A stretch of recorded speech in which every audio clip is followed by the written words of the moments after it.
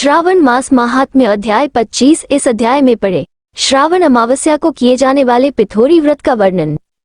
ईश्वर बोले, हे मुनि श्रेष्ठ, अब मैं उत्तम पिथोरी व्रत का वर्णन करूंगा। सभी संपदाओं को प्रदान करने वाला यह व्रत श्रावण मास की अमावस्या को होता है।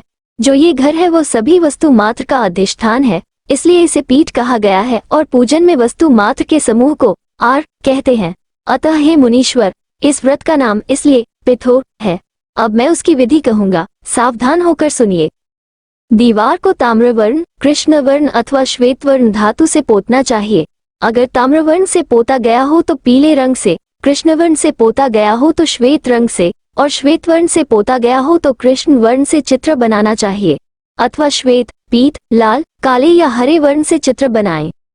मध्य में पार्वती सहित शिव की मूर्ति अथवा शिवलिंग को बनाकर विस्तीर्ण दीवार पर संसार की अनेक चीजों का चित्र बनाएं।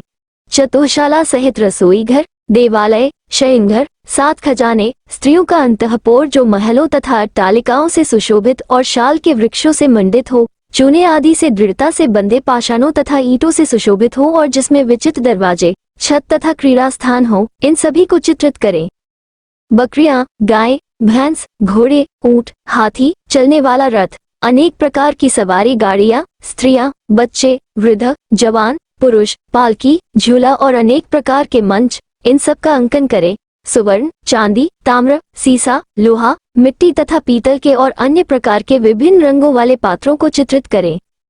शयन संबंधी जितने भी साधन हैं, चारपाई, पलंग, बिस्तर, तकिया आदि, बिल्ली, मैना और अन्य शुभ पक्षी, पुरुषों तथा स्त्रियों के अनेक प्रकार के आभूषण, बिछाने तथा ओढ़ने के वस्त्र, यज्ञ के जितने भी पात्र होते हैं, मंथन के लिए 2 स्तंभ व 3 रस्सियां, दूध, मक्खन, दही, तकर, छाछ, घी, तेल, तिल, इन सभी को दीवार पर चित्रित करें। गेहूं, चावल, अरहर, जौ, मक्का, वार्त्यानल, एक प्रकार का अन्न, चना, मसूर, कुल्थी, मूंग, कांगनी, तिल, कोदो, कातसी नामक अन्न, सावा, चावल, उड़द, ये सभी धान्य वर्ग भी अंकित करें।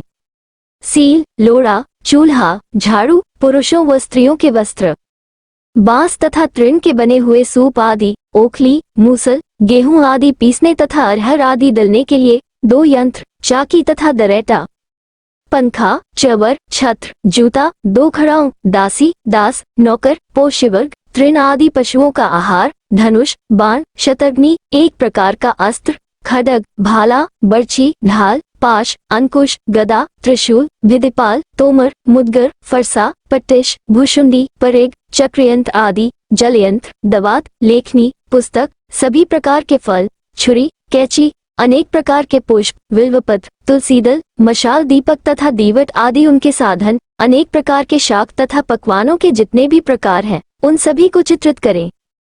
जो वस्तुएं यहाँ नहीं बताई गई हैं, उन्हें भी दीवार पर अंकित करना है, क्योंकि सभी को लिखना संभव नहीं है। एक एक पदार्थ के सैकड़ों तथा हजारों भेद हैं, और मैं कितना कह सकता हूँ। 16 उपचारों से इन सभी का पूजन होना चाहिए।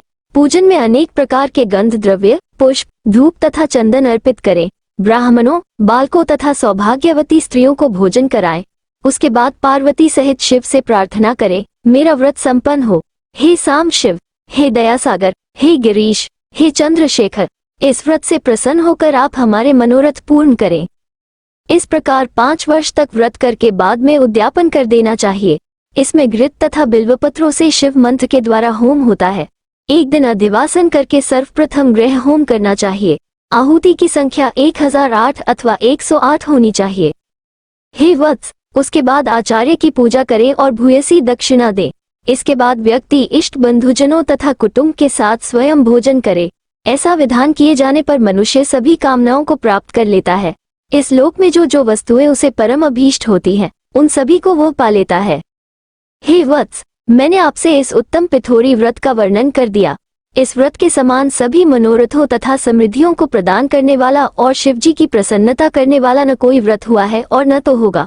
मनुष्य इस व्रत में दीवार पर जो वस्तु बनाता है, उसे निश्चित रूप से पा लेता है। इस प्रकार श्री स्कंद पुराण के अंतर्गत ईश्वर सनय कुमार संवाद में श्रावण मास महात्म्य में अमावस्या में पिथोरी व्रत कथन नामक 25वां अध्याय पूर्ण हुआ। तारांकन ओम नमः शिवाय तारांकन भज राधे यूट्यूब चैनल की सभी धार्मिक, आध्यात्मिक एवं धारावाहिक पोस्टों के लिए हमारे यूट्यूब को सब्सक्राइब करें और अपने सभी भगवत प्रेमी मित्रों को भी आमंत्रित करें।